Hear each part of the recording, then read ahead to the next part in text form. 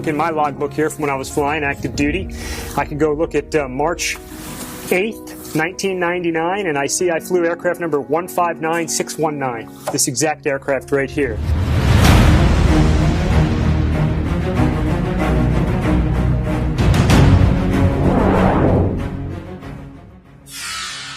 It was a very dark night out in the middle of the ocean, and no horizon that you can see, so you have to rely on your instruments. We were a wingman, so we were flying in formation, but as you come back for a night trap aboard a ship, they stack you up behind the ship, and one comes down at a time, about one every minute. We had gone over into our stack, and we were just waiting for our turn to come down the chute, as we call it, and land on the carrier, and the whole jet shook violently, like, and went completely black. It was a total electrical failure. The jet's still flying, the engines are still running. We have steam gauges, we call them, some of these things right here that do AOA and pressure to tell us our airspeed. But we had no electronics, nothing that we really need to land aboard the carrier as a solo. So we had to think quickly. Couldn't talk on the radio, had no radios. So we went and found our wingman. We knew where he was. We could still see him flashing, but he didn't know that we were Nordo, and we had no electricity. We were completely black, no lights. These are strip lightings that we would use for flying at night up real close, but none of our lights, none of our collision lights, none of our position lights were working. So we got our flashlights out. We flew near him because we could see him and showed him our flashlights till we were confident that he could see him and we could approach closer. And so we flew formation on him. The Penguin did an absolutely outstanding job. We had our flashlights on. We could see our instruments. We flew formation all the way down the chute, so you're looking at an aircraft right next to you while you're flying down. And then right about 10, 15 seconds before landing, black night, no horizon, they flash their lights in the lead aircraft, they pull away, and you transition to the aircraft carrier. You got some rabbit lights, you got a meatball that tells us what angle we're coming in to land, and about the time that I'm telling this story, we trapped aboard the carrier safely. Wingman was up ahead in case we boltered, as we call it. We missed a wire, we took off again, we could fly formation on him again. But we trapped, and I tell you, that's the most adrenaline I've had in my life. I didn't sleep well that night, you know, your body's shaking a little bit. But she brought us home.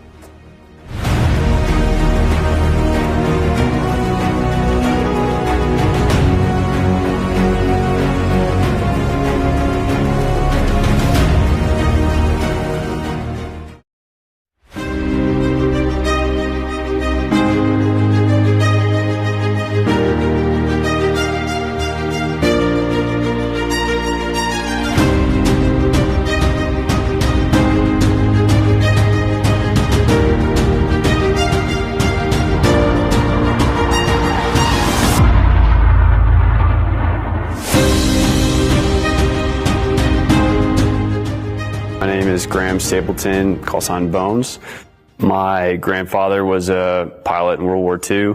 My father was a naval aviator. My grandfather on my dad's side was an air crewman in a B-17 in the Korean War. So the military is a little bit of a family deal. Top Gun was born from an unacceptable kill-to-loss ratio in the Vietnam War. We had a kill-to-loss ratio of 2-to-1, meaning that for every 2 kills that we scored, one of our own friendly aircraft was shot down.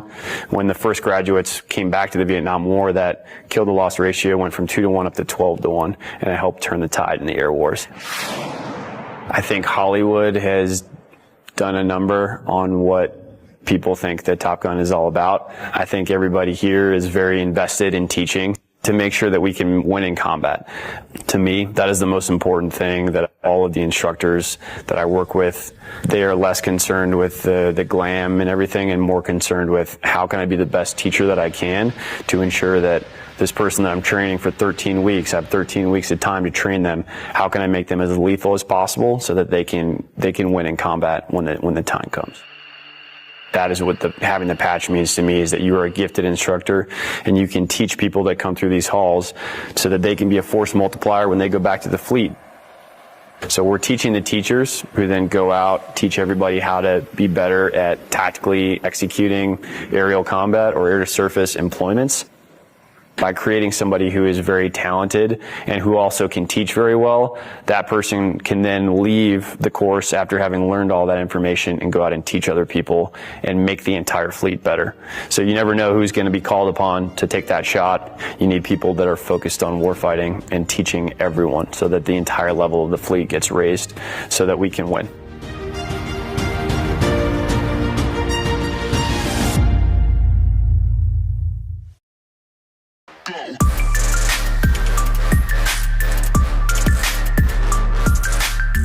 Subject is Lieutenant J.T. Loy. This time I'd like to check the stop run button starting with the flight director. It operates. Flight surgeon. It operates. Lieutenant, if you push the stop run button on your stick. It operates. Okay, the flight deck is manned and ready. Okay, Lieutenant, just a reminder about your first run. It'll be a gradual onset run. You won't have your G-suit on, and you won't be straining, okay? Just sit there totally relaxed. When your lights come down to 30 degrees off the nose, or you have 75% light loss, and I want you to hit the stop the run button, okay? Okay. We're ready to go anytime you are. Ready. Okay, this is going to be 5.5 Gs for 30 seconds. Run will begin on my mark. 5, 4, 3, 2, 1, mark.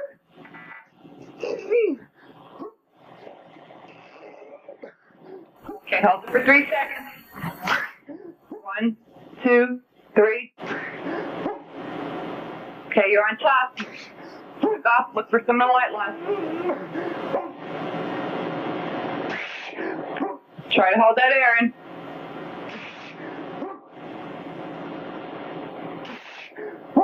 Slack off and look for the light loss.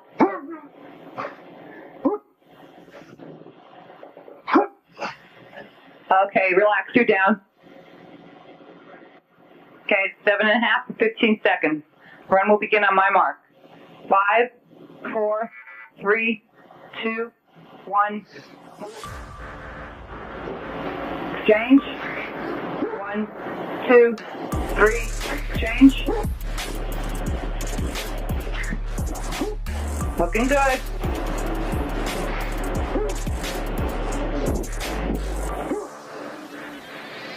Okay, keep training and relax. Good job.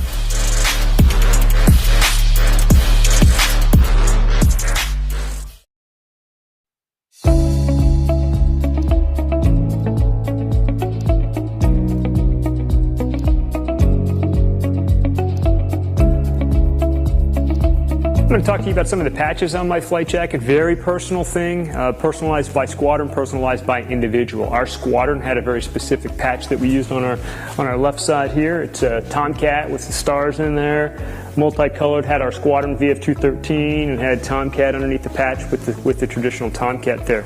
Coming across right here is always the same thing. It's your warfare designator. Here in my case, a set of Naval Flight Officer wings. I've got my name on there. The squadron designator is always over here. Some folks that flew in multiple squadrons, you know, they'd stack up their patches right on top of them. Pretty cool. Over here, a standard patch we wore on our flight suits for the Black Lions. This is a nice big triangle patch with a Tomcat on it. And then I've got 2 more here that are my personal patches for traditional, when you get 100 traps or a Centurion on a carrier. You get a patch. And so I have 100 traps on the Kitty Hawk for my first cruise, and I got 100 traps on the Carl Vinson for my second cruise. All right, so you see them talking in the movies with their mask off. It's not going to work. So you're looking at a mask that I flew for all my flight hours I used. It's got a microphone right on the inside as oxygen comes through the tube. It's connected to the jet. Also has the electronics for communicating through there. So if this thing's just hanging out, it's very loud in the Tomcat, it wouldn't work. So if you did have it hanging off on one side, you'd just push it up with your elbow, stick it over your face, make your radio call, and then let it hang back down. Little B-roll action while I'm talking here. So this is nice big cutout here for visibility. So if you're looking for somebody, you're looking out, you get very good visibility everywhere on here. You know, like I said, if it gets sunny, you put it down. If it's not, you can put it up. All right, after a great flight dogfighting, tearing into somebody, training, flying fast, pulling G's, having a great time, you get back to the paraloft, you got to get everything off.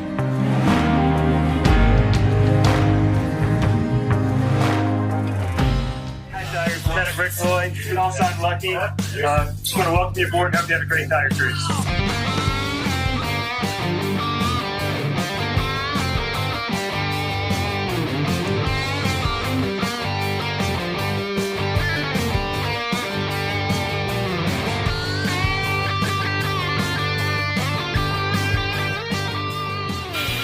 Go black hot. See if we can get it now. Keep it going. The bus came off, huh? Sure did. Left, 9 o'clock. Still your position. Laser's firing, looking good. Blind. Both of them right there. They're right together. Still 6-1 for time.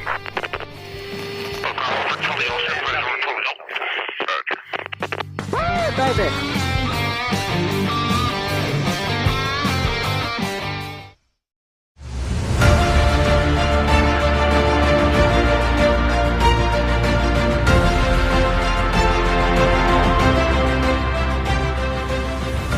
My name is Lieutenant Phil Murphy. I was inspired to become a pilot because it's kind of a family business. My dad and grandpa were both naval aviators, and then the inspiration had come from Top Gun, and told all the great stories about the training that we get here and everything, and then how much fun it is to be an instructor and how rewarding it is. So that's kind of how I went down that road. In terms of graduating students that meet the bar here to earn the Top Gun patch, all of the instructors work to an extreme level on a day-to-day basis to make sure that all of our students will graduate at the appropriate level. So it takes a ton of work from every single instructor on staff in order to ensure that every single student graduates at that bar. Brotherhood, camaraderie, teamwork, all things we're very familiar with here. So Top Gun, since it was founded in 1969, has been an organization led by junior officers. We use a peer leadership structure here, which essentially just means that we require everybody to do their job without being asked, if you will. So we get a group of people here as instructors that show up every day motivated to teach, motivated to be experts in their area of expertise. So in terms of legacy, I don't want to be specifically remembered. I just want to be a contributing member of one of the generations of Top Gun instructors that carried the overall legacy of the institution forward and handed it off to the next group in good terms. So the story of fines regarding quoting the Top Gun movies is true. The new movie was actually really cool because a lot of the flying shots are real. And a lot of the flying was executed by other junior officers, so it's in keeping of the tradition of Top Gun being a JO-run organization. And we had fleet aviators from all over the country contributing to those flying shots that were in the new movie.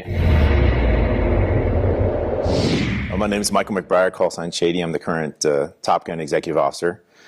What inspired me to be a Top Gun instructor was I grew up in Kingsville, Texas, small town.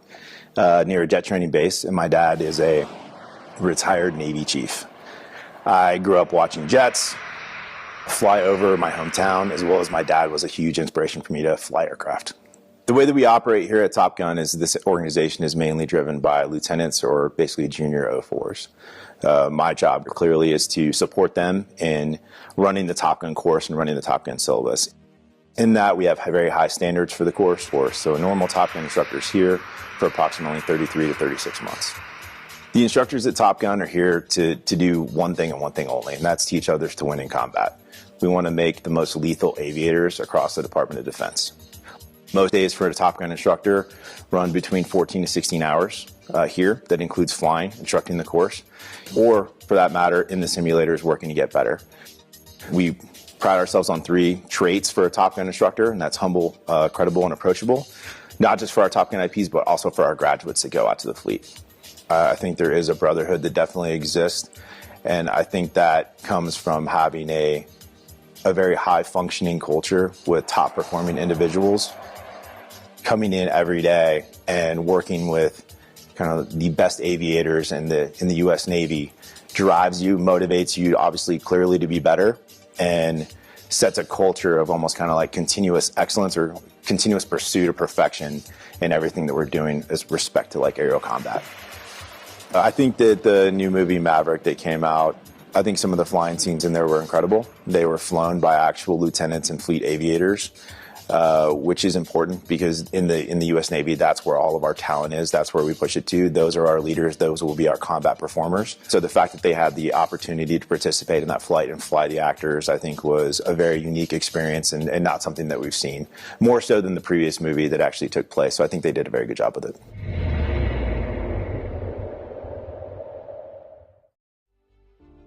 Something that some folks don't often acknowledge or talk about is the tremendous sacrifice, the strain on families, on the sailors, the men and women that deploy to serve as serving in the military of the United States. It varies across all of the services, and for the Navy, from my perspective, it was very challenging. You spend a year plus what we call workups, preparing an entire air wing, preparing a ship to be deployed. And the whole air wing comes aboard the ship and off you go, and you don't come back for 6 months. Op tempo in recent times, and it varies at different times, you could come back in 7, 8, 9, 10 months in times of war, sometimes even longer. And that can create a tremendous strain on families. Without a network, without a support structure from Americans like yourself, that can write letters, send care packages, just let the warriors that are out there sacrificing for the freedom of the United States, let them know you're there for them and you care about them, and that means everything. My name is Jamie Jameson, and I'm the museum manager at the Florida Air Museum. So I grew up, I'm a military brat. My dad was in the Navy, so some of my earliest memories are watching movies like Top Gun and going, oh, there's Dad. There's Dad. Every character was Dad. And then going out to the runways at North Island in San Diego and watching the aircraft take off and land and waving at the pilots. So the sound of the aircraft, even it's kind of funny, the smell of the oil, all of that brings back memories of my childhood and just makes it feel like home when I'm here. I've been with the Florida Air Museum for about 3 years. I started in September of 2017. The museum itself is made up of a collection of assets. They're either artifacts that belong to people or individuals, but really help to tell the story of aviation in the state of Florida. I love having student groups in here. We talk about a pilot named Ruth Elder, and she was a female pilot from Lakeland that tried to make the first transatlantic crossing before even Amelia Earhart does. So it's really fascinating to kind of weave into those stories that aren't really well known, but that emphasize the role of aviation in the state of Florida. So my favorite plane on property, oh, that's like asking who my favorite child is, but my favorite plane that I kind of come to time and time again is Loving's Love. It's a great little aircraft. It is a replica of an original design by Neil Loving, and Neil Loving was a pilot who had lost the use of his legs in a tragic glider accident, and he specifically designed this aircraft so that he could fly it with his limited leg use. What's really cool about the story is that this replica is actually built by an SR-71 pilot. His favorite thing was this story about this little racing airplane that Neil Loving built, and he loved it so much that he built his own replica. He actually flew it to visit Mr. Loving and show him, I was so inspired by you, here's what I built. So one of the great things about the Florida Air Museum is we have our own on-site restoration building. The Bueller Restoration Building works on the aircraft that you'll see on display in the museum, as well as some of our flying assets, meaning aircraft that we can take flying individually. Really interesting project that they're working on right now is called the Spirit of Lakeland. And the Spirit of Lakeland is a partnership with Able Flight that allows those with varying disabilities the opportunity to earn their private pilot license. We're very fortunate to have 3 Navy aircraft on loan for the United States Naval Aviation Museum in Pensacola. They include the Sea Dart, the Vertical Riser, and of course the F-14 Tomcat.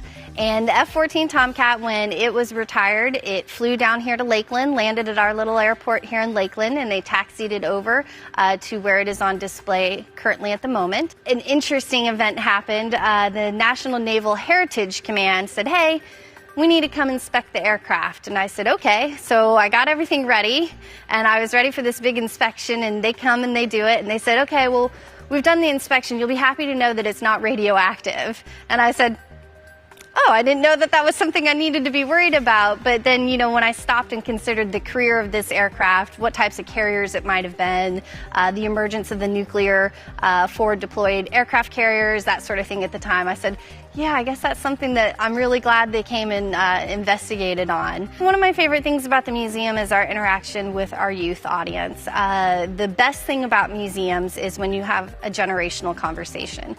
So you have older members of society bringing their younger grandchildren, nieces, nephews, and they walk around the museum and they can talk about, oh, I built an airplane like that, when they're looking at the experimental and the kit.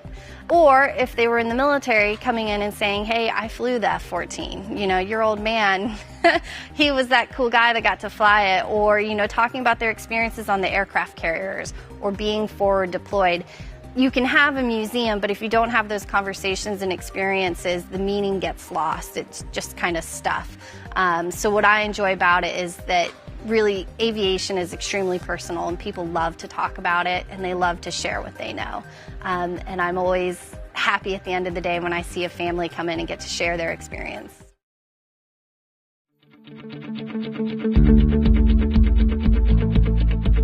One of the nicknames they gave the Tomcat over the years was the turkey. Because it's got these big wings, swings out, it kind of looks like a turkey flying down low. So if the Tomcat's a turkey, as is affectionately known, these are its turkey feathers. So this is the exhaust section of the engine, and this exhaust area can close and open as a function of whatever the throttle setting is. So when you're subsonic and you don't have the afterburners going, these things will be closed up in a nice tight circle here to continue to accelerate that airflow outside of the back end here. And this whole big section back here in the engine that you're looking at, you know, from here halfway forward there is an afterburning section, pretty much throwing raw fuel into the back end, lighting it off, call it the afterburner or the blower, or light the cans as we like to say. When we do that, these turkey feathers open up because as you light those cans, that airflow ignites and becomes supersonic. In order to accelerate supersonic airflow, we're actually going to do the opposite of what you'd think of as a nozzle like on your garden hose, and we're going to open up. And this opening, this larger area by about 10%, is going to accelerate the airflow out the back, giving you even more efficiency using the afterburners. Tail hook, it's sitting back here. This is what stops you every time. Got a tail hook right here. This guy sits up when you're flying around, but you'd put it down. You know, right now they've got it wired up for safety, but it would come all the way down. It's held down by some snubber pressure, and it's what grabs the wire when you're landing on the carrier. We also have a dump mast right here, and when we needed to, you needed to get down to max trap, or the maximum amount of weight you could have when you're trapping aboard the carrier, you'd have to dump some fuel sometimes, and so we could dump a lot of fuel out of this dump mast. Fortunately, in the Tomcat with its afterburners, we could burn gas faster than we could dump gas. So why would you use a dump when you can just burn it up and have some fun and go fast, which is what we normally do. I feel like I can fly this thing now. You've given me that adrenaline rush. It's a beautiful bird, and it's amazing that coming back and standing next to one after so many years. It just brings back so many fond memories. I'm glad we could share them. My name is Ed Young. I'm the Executive Director of the Aerospace Center for Excellence. The Aerospace Center for Excellence is the 20-acre campus on the south end of the Lakeland Linder International Airport, which includes the Florida Air Museum, the Central Florida Aerospace Academy, the Tom Davis Educational Center, the Piedmont Laboratory, the Bueller Aviation Restoration Center, and a fully functional 727 classroom. The Florida Air Museum is dedicated to aviation in Florida. It's actually been declared by the state of Florida to be the official aviation museum and education center. We try to collect artifacts that are related to Florida history. The Bueller Restoration Center is directly across the street from the Florida Air Museum. In April of last year, we received a giant box with hundreds of parts in it, and we are now constructing an aircraft. And that aircraft is being specifically designed to help people with disabilities, particularly paraplegics and quadriplegics, learn how to fly. The program that we're using, Able Flight, has put wings on over 100 pilots so far that have disabilities. The great thing about the program is that when you're in the air, you are simply a pilot. You are not a paraplegic, you're not a quadriplegic, you're a pilot.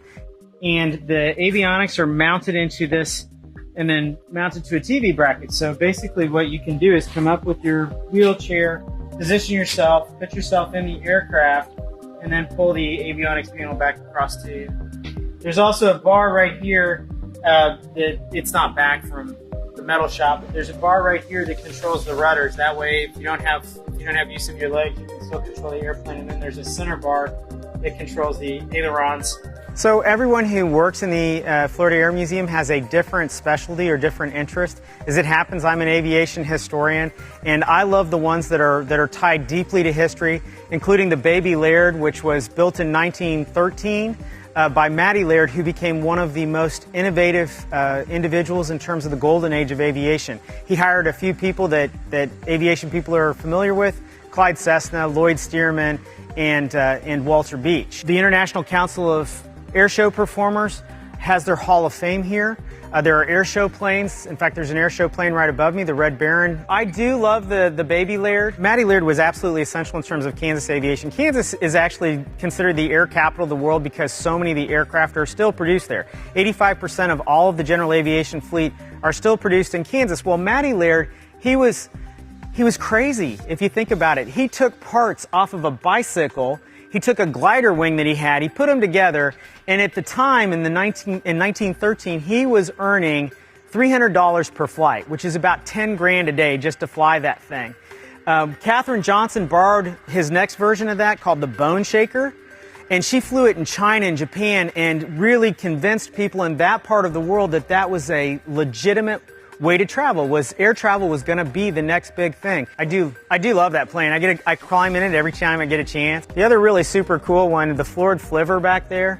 So Ford really had this notion that they were going to create the Model T of airplanes, and they did a Ford reliability tour in 1926, 1927. They really thought that plane was gonna be parked in everybody's garage. The Peyton Pole, I love the Peyton Pole. So originally, when they built the Peyton Poles, they used Model T engines, and the radiator would sit in front of you. So you had to land it by guess, by feel, by looking out the side of the plane because the engine was right directly in front of you. That plane flew in here, and all those awards that you see in front of that plane were awards that plane won because it was so cool. The design was so neat. And it was so true to the history. But that's a pretty amazing plane. The Florida Air Museum is a unique collection of specifically Florida items and then a little bit of militaria. So you have a chance to walk into the history of Florida, trace the roots of some great aviators from across the state, see some of the airplanes that really made a huge difference in terms of the development of aviation. The very first commercial flight, most people don't know, was a scheduled flight in Tampa Bay. It was a seaplane that flew from one side of the bay to the other.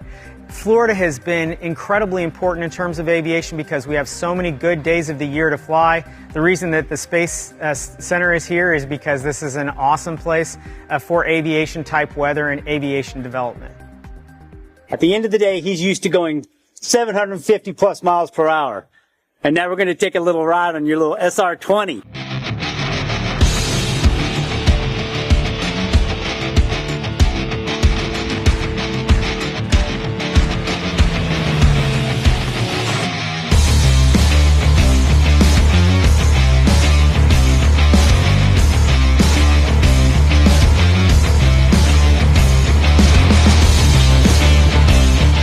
Up and away.